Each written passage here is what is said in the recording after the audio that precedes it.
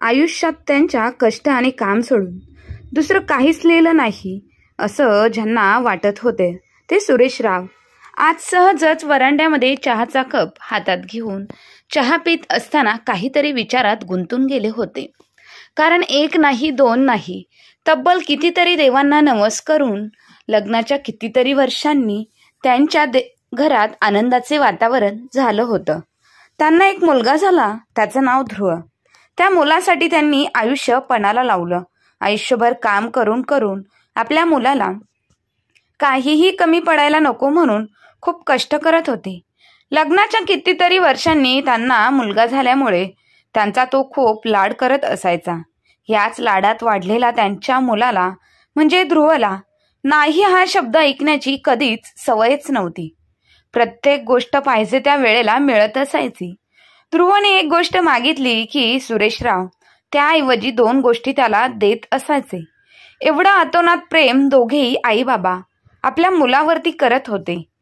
परंतु एक वेळ अशी आली की तोच ध्रुव ह्या म्हाताऱ्या आईबाबांना सोडून परदेशामध्ये जॉब करायला निघून गेला. आई बाबा नको नको म्हणत होते. रडून रडून त्याला विनंती करत होते, ध्रुव नको जाऊस बाळा आम्हाला सोडून, आम्ही नाही राहू शकत तुझ्या विना. बाळा ह्या म्हातारपणात ह्या म्हाताऱ्यांना एकच आसरा आहे म्हणजे तुझा. बाळा तूच एक आमचा एकमेव सहारा आहेस. तरी देखील आईबाबांचा विचार कोणताही न करता ध्रुवने निर्णय घेतला आणि तो परदेशी जॉब करण्यासाठी निघून गेला. परंतु तिकडे गेल्यानंतर अशी एक घटना घडली की ध्रुवने मागचा पुढचा कोणताही विचार न करता केला नाही आणि थेट आपल्या आईबाबांकडे भेटण्यासाठी गाव गाठवलं. ध्रुवच्या आयुष्यात अशी कोणती घटना घडली की तिकडे जाऊ नको म्हणत असताना देखील आईबाबा विनंती करून देखील तो थांबला नाही. परंतु तिकडे गेल्यानंतर असं घडलं तरी काय की थेट तो आपल्या आईबाबांकडेच आला. हे आपण कथेमध्ये पाहूयात. सुरेशराव यांचे मन आनंदाने भरून आले होते. त्यांची छाती अभिमानाने फुलली होती.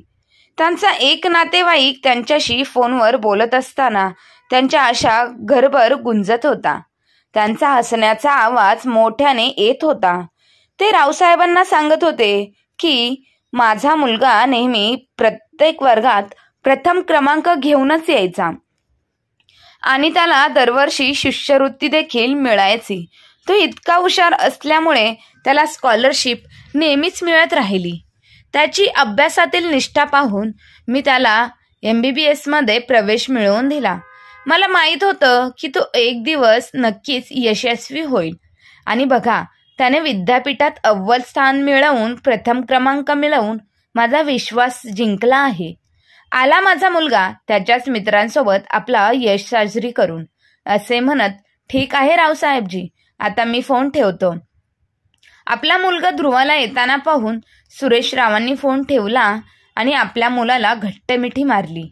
बाळा अभिमानाने तू आज आमची मान उंचवली आहेस. हे बघ मला सकाळपासून लोकांचे अभिनंदन करणारे फोन येत आहेत, असे म्हणत सुरेशजी यांच्या डोळ्यांतून आनंदाश्रू वाहून लागले. समोर उभी असलेली ध्रुवची आई हे दृश्य पाहून मंत्रमुग्ध झाली.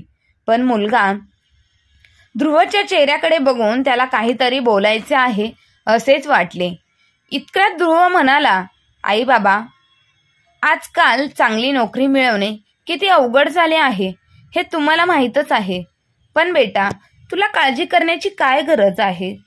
तुझी परीक्षा आत्ता कुठे संपलेली आहे आणि तुला भविष्यात खूप चांगली नोकरी देखील मिळेल. याची काळजी करू नकोस.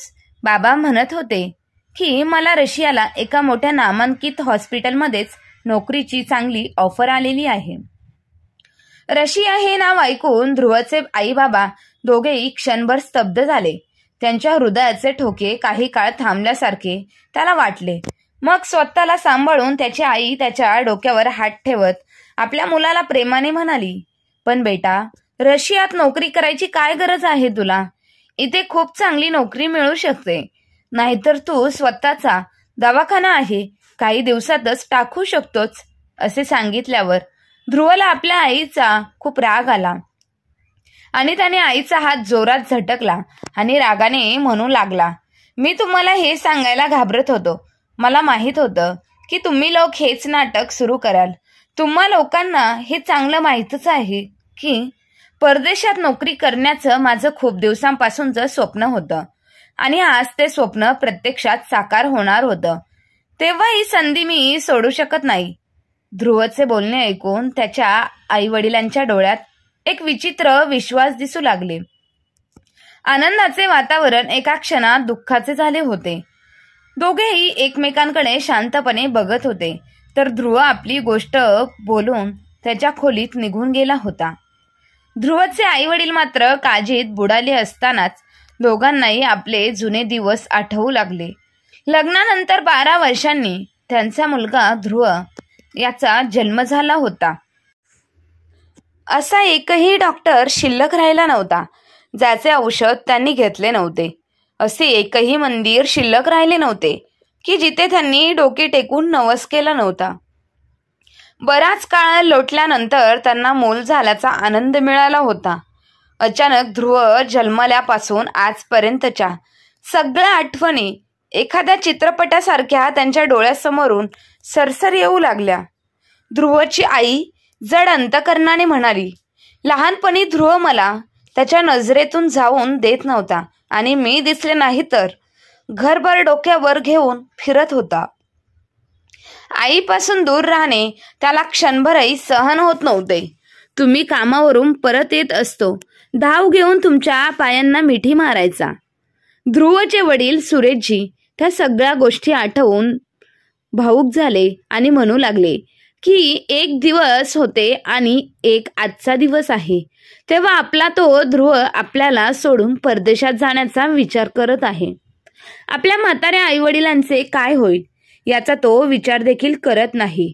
त्याची काळजी कोण घेणार याचा विचार आपल्या मुलाने एकदाही केला नाही. आपला मुलगा ध्रुव खरंच इतका स्वार्थी असू शकतो का? अशा खोल विचारांनी वेढलेली दोघेही आईबाप रात्रभर त्यांच्या अंथरुणावर पालते होत राहिले, पण झोप मात्र त्यांच्या डोळ्यांना स्पर्शही करत नव्हती. सकाळी खोलीतून बाहेर आल्यावर ध्रुव शूज घालून तयार झालेला त्यांना दिसला.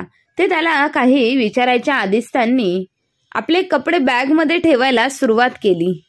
हे सर्व पाहून ध्रुवच्या आईने त्याला विचारले, बेटा तू कुठे जायची तयारी करत आहेस का? तर ध्रुव म्हणाला, होय, मला पासपोर्ट बनवायला दिल्लीला जावे लागेल. तिथेच माझे मित्र सुनीत आहे. त्याचे वडील पासपोर्ट ऑफिसमध्ये काम करतात. मी त्यांच्याशी बोललो आहे. नियुक्तीपत्र येईपर्यंत हे काम पूर्ण करून घेतो. या निमित्ताने मी काही दिवस माझ्या मित्रांसोबत दिल्लीला फिरायलाही जाणार आहे. ध्रुवचे ते बोलणे ऐकून त्याची आई त्याला चहा नाश्ता देण्यासाठी स्वयंपाकघरात गेली. वडिलांनी त्याला खूप प्रेमाने विचारले, बेटा एक गोष्ट सांग, परदेशात जाणे इतके महत्वाचे आहे का? तर ध्रुव म्हणाला, बाबा यात नुकसान काय आहे? परदेशातील नोकरी मला जेवढे पैसे मिळतील मी इथे कधीच एवढी कमाई करू शकत नाही. पण बाळा, आयुष्यात पैसा हेच सर्वस्व नाही आहे. वडील पुन्हा बोलले. तेव्हा ध्रुव म्हणाला, बाबा मी परदेशात जात आहे हे ऐकून तुम्ही इतके नाराज झालात का? का आहेत? सुरेशजी अजून पुढे काही बोलणार त्याआधीच ध्रुव आणि स्पष्ट शब्दात सांगितले, मला आयुष्यभर या छोट्याशा घरात पडून खेडेगावात राहता येणार नाही. तुम्हाला नक्की काय वाटले की माझ्या स्वप्नांना आग लावावी आणि तुमच्यासारखी छोटी मोठी नोकरी करून आयुष्याचा आनंद घ्यावा? तेव्हा असे कदापि शक्य होणार नाही बाबा. असे बोलून त्याने आपली बॅग उचलली आणि नाश्ता न करताच निघून गेला. आपल्या मुलाचे बोलणे ऐकून सुरेशराव यांना काही न बोलता फक्त त्यांच्याकडे बघतच राहिले. तर त्याची आई त्याला नाश्त्यासाठी बोलवत राहिली, पण ध्रुव थांबला नाही. काही तासांचा प्रवास करून जेव्हा ध्रुव दिल्लीला पोहोचला तेव्हा त्याचा जवळचा मित्र सुनीत त्याची वाट पाहत आधीच तिथे उभा होता. दोन्ही मित्र एकमेकांना भेटून खूप खुश झाले. सुनीतला ध्रुवला त्याच्या घरी घेऊन गेला. सुनीतचे घर एका पोश परिसरात होते, जे खूप मोठे होते, ज्यात तो त्याचे आईवडील आणि भाऊ बहिणी सोबत राहत होता. सुनीतची त्याचा मित्र ध्रुवशी त्याच्या सर्व कुटुंबाची ओळख करून दिली. सुनीतनंही वडिलांना सांगितले की ध्रुवला परदेशात जायचे आहे, त्यामुळेच पासपोर्टची संबंधित औपचारिकता पूर्ण करण्यासाठी तो दिल्लीला आलेला आहे. सुनीतच्या वडिलांना बहुधा ही गोष्ट आवडलेली नसावी. ते ध्रुवला म्हणाले, बेटा, तू तुझ्या आई वडिलांचा एकुलता एक मुलगा आहेस ना, म्हणून तो इथेच राहून त्यांची काळजी घ्यायला हवी. तेव्हा ध्रुव म्हणायला, काका, माझ्या आई वडिलांनी खूप संघर्ष करून आयुष्य घालवलेले आहे, म्हणूनच मला परदेशात जाऊन चांगले पैसे कमवायचे आहेत, जेणेकरून मी त्यांना आनंदी जीवन देऊ शकतो. एकत्र बसून चहा नाश्ता झाल्यावर सुमित ध्रुवला त्याच्या घरातील गेस्ट रूममध्ये घेऊन गेला. पाहुण्यांची खोली अतिशय आरामदायक होती. बराच वेळ दोन्ही मित्र बेडवर बसून गप्पा मारत आणि मस्करी करत राहिले. गेस्ट रूमच्या समोर एक खोली, तिथून मधून मधून खोकल्याचा आवाज येत होता. बोलता बोलता मध्येच सुनीतला खोलीत येत जात होता आणि सुनीत काही कामानिमित्त बाहेर गेला असताना ध्रुवने उठून त्या खोलीत डोकावून पाहिले तर तिथे एक म्हातारे आजोबा मोठ्याने खोकत होते. ध्रुवने त्यांच्या जवळ जाऊन त्यांना हाताने आधार देत सरळ बसवले. त्याने थोडा वेळ त्यांच्या कमरेला धरून ठेवले आणि त्यांना पाण्याचा ग्लास भरून दिला. त्यांनी थरथरत्या हाताने तो ग्लास धरला. मग 2 घोट पाणी पिऊन ध्रुवला परत तो ग्लास त्याच्या हातात दिला. आता त्यांचा खोकलाही थांबला होता. ध्रुव अनेक ग्लास ठेवला आणि त्यांच्या हाताने आधार देत पुन्हा बेडवर झोपवले. एकीकडे त्यांना खूप बरे वाटत होते, तर दुसरीकडे आजोबा ध्रुवकडे प्रश्नार्थक नजरेने पाहत होते. त्यांच्या डोळ्यात दडलेले प्रश्न त्याला समजले. लगेच तो म्हणाला, आजोबा, मी सुनीतचा मित्र ध्रुव आहे. मी आजच दिल्लीला आलेलो आहे. हे ऐकून म्हाताऱ्या आजोबांच्या चेहऱ्यावर हसू उमटले. त्यांनी त्याला आशीर्वाद देण्यासाठी आपला सुरकुतलेला हात वर केला आणि त्याच्या डोक्यावर हात ठेवला. त्याची अवस्था पाहून ध्रुवला खूप वाईट वाटत होते. ध्रुव काही वेळ जवळच ठेवलेल्या खुर्चीवर बसून राहिला. काही वेळाने सुनीतचे वडील आत आले आणि आजोबांच्या तब्येतीबद्दल विचारू लागले आणि आजोबांना औषध देताना विचारले, बाबा, आता बरं वाटतंय का? काही आराम आहे का? खोकल्याला वडिलांना थोडा आराम मिळाल्यानंतर आजोबांनी होकार दिला. दुसऱ्या दिवशी ध्रुव त्याचा मित्र सुनीत सोबत पासपोर्ट बनवण्यासंदर्भातील काम पूर्ण करण्यासाठी बाहेर गेला होता. दोघेही रेस्टॉरंटमध्ये जेवण करून घरी परतले तेव्हा ध्रुवने सुनीतचे संपूर्ण कुटुंब आजोबांच्या खोलीत उपस्थित झाले. पाहिले, सुनीतचे आई वडील जवळच ठेवलेल्या कॉटवर बसले होते. वहिनी फळे तोडून खायला घालत होती आणि भाऊ त्यांचे पाय दाबत होता. घरी पोचता असून त्यांची प्रकृती विचार करण्यासाठी आत गेला. आपल्या मित्राचे संपूर्ण कुटुंबाचे प्रेम आणि आपुलकी पाहून ध्रुव खूप प्रभावित झाला. एवढ्या चांगल्या लोकांमध्ये राहण्याचे सौभाग्य मिळाल्याचा अभिमान त्याला वाटत होता. त्याचवेळी आजच्या कुटुंबामध्ये इतकी एकता दिसून येते हे पाहून त्याला आश्चर्य वाटले. ध्रुव सुद्धा थोडा वेळ काढून आपल्या म्हाताऱ्या आजोबा आणि त्यांच्या कुटुंबासोबत बसायला आणि आजोबांना पाणी द्यायचा किंवा त्यांना दिवसा उठायचा मदत करायचा. आजोबांना पाहून त्याला बरं वाटायचं. त्याच्या मित्राच्या घरी येऊन आता 4 दिवस झाले होते. आज सकाळी ध्रुवला जाग आली तेव्हा म्हाताऱ्या आजोबांच्या खोलीत बरेच लोक उभे असल्याचे दिसले. ध्रुव लगबगीने त्यांच्या खोलीकडे धावला. कुटुंबातील सर्व सदस्यांचे डॉक्टर तेथे उपस्थित होते. डॉक्टर आजोबांची तब्येत तपासत होते. आजोबांची तब्येत आज खूपच खराब झाली होती. त्यांना श्वास घेण्यात देखील आज खूपच त्रास झाला होता. त्याचे डोळे खोलवर गेलेले होते. चौकशी केली असता काल संध्याकाळपासून त्यांनी जेवणही केले नसल्याचे समोर आले. कुटुंबातील सर्वजण उदास आणि शांतपणे उभे दिसत होते. आजोबा काही बोलण्याच्या अवस्थेत नव्हते. त्यांच्या डोळ्यांतील सर्वांचे प्रेम स्पष्ट दिसत होते, पण अशा अवस्थेतही त्यांच्या चेहऱ्यावर खोलवरच्या रेषा आणि सुरकुत्या आणि समाधानाचे भाव दिसत होते. इतक्यात ध्रुवचे वडील येऊन त्याच्या जवळ बसले आणि डोळ्यात पाणी आणत त्यांच्याशी बोलू लागले. बाबा, अजितला फोन करू का? हे वाक्य ऐकून आजोबांनी असा या नजरेने त्यांच्याकडे पाहिले. त्यांचे डोळे भरून आले आणि चेहऱ्यावरील समाधानाचे अनेक भाव ओसरले.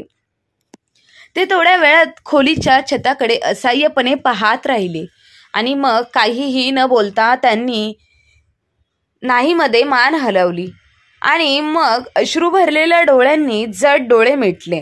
त्यांचे अश्रू बाहेर आले आणि उषा ओलू करू लागले. दिवसभर घरातील सर्वजण त्यांची सेवा करण्यात व्यस्त होते, पण ध्रुवच्या मनात एक विचार येत होता की हा अजित कोण आहे ज्याच्याबद्दल सुनीतचे वडील बोलत होते. हा प्रश्न त्याला विचारांच्या दलदलीत ढकलत होता. काका काय बोलत आहे हे ऐकून आजोबा इतके भावुक झाले की त्यांच्या डोळ्यांतून अश्रू वाहू लागले, पण तरीही त्यांना भेटण्याची इच्छा होत नव्हती. त्याच वेळी ध्रुवने हा प्रश्न कोणाला हे विचारणे योग्य मानलं नाही. संध्याकाळी सुनीत त्याला भेटला तेव्हा त्याला स्वतःवर नियंत्रण ठेवता आले नाही. सुनीतकडून ह्या प्रश्नाचे उत्तर जाणून घ्यावे असे वाटले. तेव्हा सुनीतने त्याला सांगितले की अजित हा आजोबांचा एकुलता एक मुलगा आहे. हे ऐकून ध्रुवला खूप मोठा आश्चर्य वाटले आणि मग चंचल आणि उत्सुक स्वरात त्याला विचारले, जर अजित हा त्यांचा मुलगा एकुलता एक मुलगा असेल तर मग काका कोण आहे? तेव्हा सुनीतने सांगितले की आमच्यासाठी ही फक्त एक माणुसकीची बाब आहे. आमचे त्यांच्याशी काहीही नाते नसतानाही ते आमच्यासाठी खूप अर्थपूर्ण आहेत. ते माझ्या वडिलांचे शिक्षक होते. ते त्यांच्या गावातील अतिशय सज्जन व्यक्ती होते आणि त्यांच्या काळातील सर्वोत्तम शिक्षक म्हणून प्रसिद्ध होते. माझे वडील आज जे काही आहे ते त्यांच्यामुळेच आहेत. माझ्या वडिलांकडे शिकायला पैसेही नव्हते, तेव्हा त्यांनीच एक एक पैसा न घेता माझ्या वडिलांना शिकवले आणि पुढील ॲडमिशन देखील माझ्या वडिलांची फी भरून त्यांनीच केलं. माझ्या वडिलांकडून त्यांनी एकही रुपया न घेता वाचायला तर शिकवलेच, पण त्यांना वाचनाची आवडही जागवली. कोणी मित्रांचे बोलणे ऐकून ध्रुवचे वडील सुनीतचे वडीलही त्यांच्या खोलीत आले आणि ध्रुवशी बोलू लागले, ध्रुव बेटा, हे जग फार वाईट आहे. तिथे सगळीच नाते निरर्थक राहिली आहेत. जोपर्यंत अर्थ आहे तोपर्यंत माणसाला महत्त्व आहे. अर्थ संपला की नातेही संपते. आश्चर्याची गोष्ट म्हणजे त्यांचा मुलगा त्यांना सोडून निघून गेला. मुलगा यशस्वी होण्यासाठी त्यांनी स्वर्गाचा त्याग केला आणि त्याच्यावर इतका प्रभाव टाकला की आज तो अमेरिकेत एका मोठ्या कंपनीत मोठ्या पदावर कार्यरत आहे, पण त्याच्या मागे वळून कधीच पाहिलं नाही. आज तो कितीतरी लाखोंमध्ये पॅकेज घेत आहे की त्याचे म्हातारे आई वडील कसे आहेत, परंतु त्यांनी कधीही एकदाही डोकावून पाहिलं नाही. काय करत आहे व तिथे गेला आणि त्यांनी एका अमेरिकन मुलीशी लग्न केले आणि तिथे तो कायमस्वरूपी स्थायिक झाला आणि तो तिकडे गेला तो तिकडचाच झाला. त्याने आधीच आपले वडिलोपार्जित घर विकले आणि आई वडिलांना भाड्याच्या घरात सोडले. ही व्यथा त्याच्या आईला फार काळ सहन झाली नाही. त्याचे 3 वर्षापूर्वीच निधन झाले. त्यांच्या मृत्यूनंतर त्यांना वाटले की आता आपला मुलगा त्यांच्याकडे परत येईल आणि तो आपल्या सोबत राहील, पण असे झालेच नाही. त्यांच्या बायकोच्या मृत्यूनंतर ते पूर्णपणे एकटे पडले होते. मुलगा असून नातवंडे सगळे आपले आयुष्य अमेरिकेत आनंदाने जगत आहे. एका दिवशी ते माझ्याकडे पासपोर्ट ऑफिसमध्ये आले आणि माझ्या पायावरती पडले आणि मला त्यांच्या पासपोर्ट बनवून देण्याची विनंती करत होते, जेणेकरून ते त्यांच्या मुलाकडे परदेशात जाऊ शकतील. माझ्या आदरणीय शिक्षकांना माझ्या पायावरती पडल्यानंतर मला काय वाटले ती मी शब्दात देखील तुला सांगू शकत नाही. मी त्यांना उठवून माझ्या बाजूला बसवले, त्यांना चहा नाश्ता दिला आणि त्यांच्या मुलाला फोन लावला. अजितने फोन उचलला, पण काही वेळाने वडिलांना घेऊन जाऊ असे सांगून त्याने वेळ पुढे ढकलली आणि ती वेळ आजपर्यंत कधीच आली नाही. त्यानंतर मी त्यांना एकटीने सोडवता या घरात आणले. वडिलांप्रमाणे मला माझ्या गुरूंचे आशीर्वाद मिळाले. मुलांनाही आजोबांचे प्रेम मिळाले आणि त्यांनाही कुटुंब मिळालं आणि तेव्हापासूनच मी त्यांना बाबा म्हणून संबोधतो. त्यांचे बोलणे ऐकून ध्रुव दंग झाला. ध्रुव विचार करू लागला, असे किती लोक आहे ज्यांनी माणुसकी म्हणून आपले कर्तव्य पार पाडताना संपूर्ण हद्दच ओलांडली आहे. काश देवाने असे मुलं प्रत्येक पालकांना दिले तर संपूर्ण पृथ्वी स्वर्गच होऊन जाईल. दुसरीकडे सुनीत आणि त्याच्या कुटुंबियांचे आजोबांवरचे प्रेम असलेले पाहून त्यालाही समाधानाचे वाटले, पण दुसरीकडे जगात न्याय मग स्वरूपाची ओळख झाल्यानंतर त्याचे हृदय संकटाच्या दलदलीत गुलाम बनले. दोघेही बोलत असताना आजोबाच्या खोलीतून ओरडण्याचा आवाज येऊ लागला. आवाज ऐकून भीतीने काही अनुभव येऊन सुनीत आणि त्याचे आई वडील खोलीत गेले. समोरचे दृश्य पाहून ध्रुव जागेवर स्तब्ध झाला. मग तो स्वतःवर नियंत्रण ठेवून आजोबांच्या खोलीत गेला आणि पाहिले तर आजोबांना श्वास घ्यायला खूप त्रास होत होता. त्यांचे डोळे विस्फाटले होते आणि काका त्यांच्याकडे पाणवलेल्या डोळ्यांनी पाहू लागले. भावनेने पाहत होते, त्यांचा हात हातात घेऊन घासत होते. तोपर्यंत घरातील सर्व सदस्यही त्यांच्या खोलीत पोहोचले होते. भाऊ त्यांच्या पायाला हात लावू लागला आणि काकू त्यांच्या गंगाजळ थेंब टाकू लागल्या, पण त्यांना डोळे उघडता येत नव्हते. त्यांनी आपले दोन्ही हात मोठ्या कष्टाने दुमडले आणि खोलीत उपस्थित सर्व लोकांकडे असहाय्यपणे पाहिले आणि अचानक त्यांचे हात मोकळे झाले आणि मान एका बाजूला वळवली. आपल्या सर्व शारीरिक आणि मानसिक त्रासातून मुक्त होऊन त्यांनी या अक्रोड जगाचा निरोप घेतला होता. आता त्यांच्या पार्थिवाला निरोप देण्याची तयारी सुद्धा सुरू झाली आणि पूर्ण सजावट करून त्यांचे पार्थिव स्मशानभूमीत नेण्यात आलं. संपूर्ण स्मशानभूमी गर्दीने खचावत भरली होती. पण आश्चर्याची गोष्ट म्हणजे ह्या गर्दीत एकही माणूस असा नव्हता की ज्याच्याशी त्याचे रक्ताचे काही नाते होते. ते सर्व लोक फक्त माणुसकीच्या निमित्ताने त्यांचा अखेरचा निरोप द्यायला आले होते. आणि सगळ्यात महत्वाची गोष्ट म्हणजे त्यांच्याशी त्यांचं रक्ताचं नातं होतं.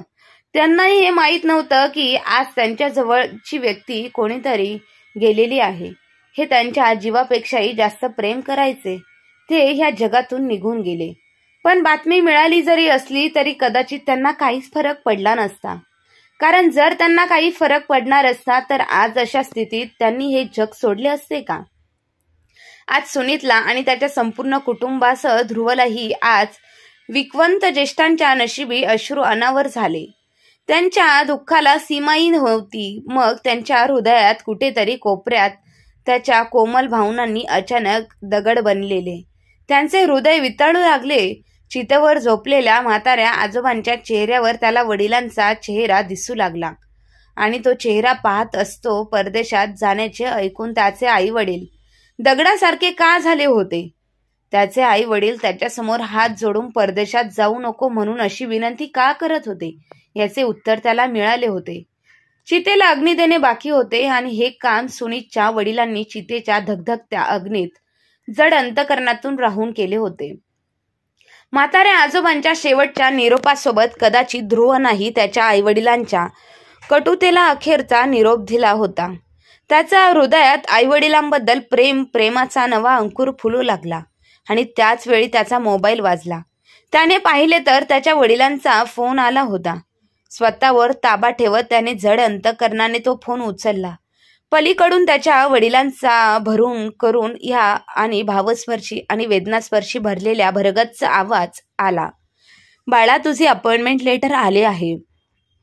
बाबा आलोच घरी हे वाक्य बोलून त्याने फोन ठेवला आणि ध्रुवच्या डोळ्यांतून अश्रूंचा झरा वाहू लागला. बरोबर 2 तासांनी तो रेल्वे स्टेशनवरती पोहोचला. त्याचा मित्र सुनीत त्याला सोडवण्यासाठी आला होता. ध्रुवाने त्याला गच्च मिठी मारली आणि त्याने आभार मानले आणि सांगितले की त्याने त्याच्या घरात आनंदाची संधी देऊन त्याच्यावर खूप उपकार केले, कारण तिथेच राहून आपल्या कुटुंबाचा खरा अर्थ समजला. काही वेळातच ट्रेन आली आणि ध्रुव त्याच्या घरी जायला निघाला. ट्रेनमध्ये बसताना ध्रुव विचारात पूर्णपणे गळून गेला. तेवढ्याच समोरच्या सेटवर बसलेल्या एका लहान मुलाकडे त्याचे लक्ष वेधले, जो त्याच्याच मस्त मगनमध्ये होता. त्याची आई त्याला पाहून मनातून आनंदी होती. कधी ते मूल पळून जायचे, कधी त्याची आई त्याला सांभाळायची, कधी तो तिच्या मांडीवर बसायचा तर कधी तो बेडवर बसायचा. काही तासानंतर प्रवासात त्याला दिसले की त्याच्या आईने एका क्षणासाठी आपल्या मुलांपासून आपले लक्ष दूर केले नाही. हे सर्व पाहून ध्रुवला त्याच्या निस्वार्थी प्रेमाची आठवण झाली. तेव्हा ध्रुव आणि त्याच्या भविष्याचा निर्णय घेतला आणि तो निर्णय घेऊन त्याने मनावर ठेवलेलं ओझं फेकून दिलं. ट्रेनच्या बाहेर पडताना त्याच्या चेहऱ्यावर वाहणारा सोसाट्याचा वारा त्याच्या निर्णयाने कौतुक करत होता. यासोबतच त्याच्या हृदयात आईवडिलांबद्दलचे प्रेम अधिक घट्ट झाले होते.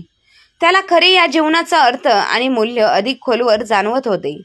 काही वेळाने जेव्हा त्याच्या घराबाहेर पोहोचला तेव्हा तो तिथे उभा राहून कधी गल्लीकडे बघू लागला तर कधी अगदी बारकाईने त्याच्या घराकडे पाहू लागला की हे तेच घर आहे जिथे त्याचे बालपण गेले होते. तो आजपर्यंत राहत होता. पण मग आज हे घर बघून त्याच्या मनात एक वेगळेच आकर्षण का होते. त्याच्या डोळ्यांसमोर त्याचं बालपण फुलू लागले. त्याच्या घराशी निगडीत सर्व काही बालपण भावना आठवून लागल्या.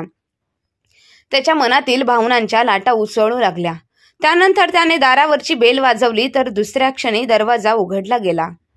त्याने आई वडील उभे होते, पण ध्रुवने त्यांच्याकडे बघत त्याला कळून चुकले होते की या 4 दिवसात त्याच्या आईवडिलांनी चितेमुळे त्यांची तब्येत खूप खराब करून घेतली होती. त्यांचे शरीर ह्या 4 दिवसात खूप जवळजवळ अर्धे झाले होते आणि त्यांच्या डोळ्यात त्यांचे दुःख स्पष्ट दिसत होते. त्यांची अशी अवस्था पाहून ध्रुवाचे मन खचून गेले. अचानक त्याची बॅग त्याच्या हातातून निसटून खाली पडली आणि त्यांची आईबाबांना घट्ट मिठी मारली आणि रडायला सुरुवात केली. पण ध्रुवला काय झाले हे त्याचे आईबाबा समजू शकले नाही. दोघांनाही त्याला असेच रडण्याचे कारण विचारले, पण तो काहीच बोलू शकला नाही. तेव्हा त्याच्या वडिलांनी त्याचे अश्रू पुसत खिशातून त्याच्या नियुक्तीपत्र काढले आणि जड अंतकरणाने त्याच्या हातात दिले. ध्रुवने ते नियुक्तीपत्र हातात घेतले तेव्हा ते पत्र ओलसर होते. हे पत्र इतर कोणाच्या कारणांनी ओलसर नाही तर आईबाबांच्या अश्रूमुळे ते ओलसर झाले आहे हे समजायला ध्रुवला वेळ लागला नाही. त्यांनी ते लगेच त्या पत्र हातात घेऊन तुकडे तुकडे केले आणि मग ते फेकून दिले. मग प्रेम आणि वास्तव मिश्रित स्वरात म्हणाला, आई बाबा मला माफ करा, मी चुकलो. मी रस्ता भरकटलो होतो आणि पुन्हा त्यांना घट्ट मिठी मारली. आज या घरात प्रेमाचा आणि आनंदाच्या अश्रूंचा महापूर आला होता. हे कुटुंब आता खऱ्या अर्थाने एक कुटुंबच झाले होते. त्याच्या नियुक्तीपत्राचे तुकडे त्याची साक्षी देत होते. आज ध्रुवला त्याचे आईवडील मिळाले होते तर आईवडिलांना त्यांचा मुलगा मिळाला होता. आता मी तुम्हाला सोडून कुठेही जाणार नाही. तर मग मित्र आणि मैत्रिणींनो, ध्रुवने जो निर्णय घेतला तो चूक आहे की बरोबर हे कमेंट करून नक्की कळवा. आणि कथा आवडली असेल तर आपल्या चॅनलला लाईक शेअर सबस्क्राईब नक्की करा. धन्यवाद.